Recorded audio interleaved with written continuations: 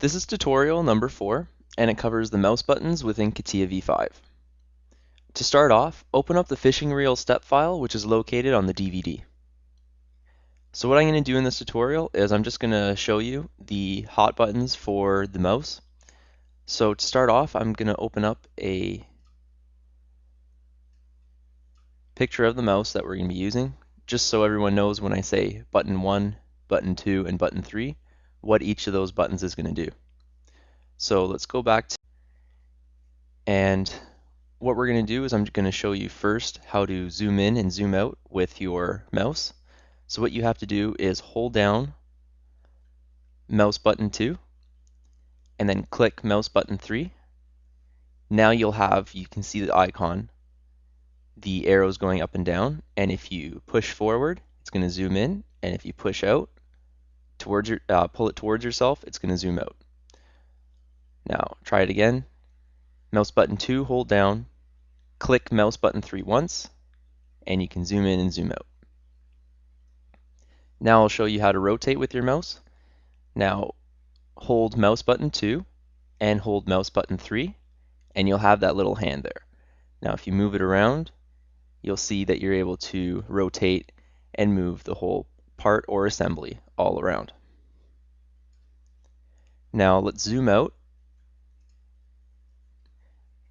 and if you just press and hold on mouse button 2, you're able to pan and just move the part around in space. So let's hold the part and let's move it to the right, and then put your mouse to the left and just click mouse button 2 once.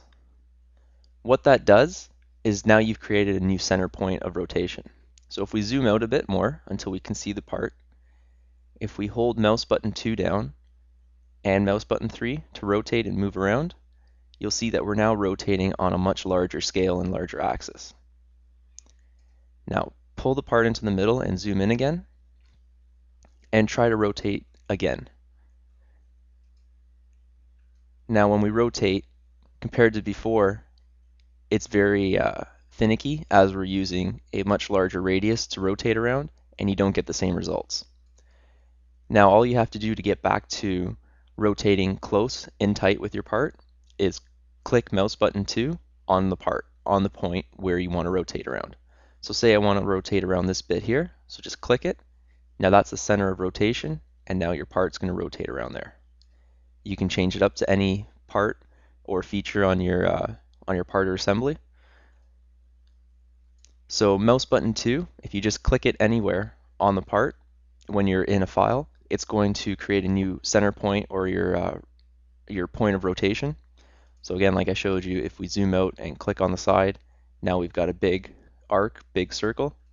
When we zoom in, and if we click on the part, now we have a small circle. So it's a very good tool to know how to change your rotation point, because when you're dealing with larger assemblies, your rotation point may be far and you might have limited use, and when you need to focus in on a certain part or certain feature, you need to click on it to be able to do that. And then mouse button 1 is just clicking on the parts, and you're able to highlight it. If you click mouse button 3, you get more options. So this is more like in Windows when you're clicking mouse button 1 and mouse button 3 to select an object and get some more details of an object. And that concludes our tutorial on the mouse buttons within CATIA v5.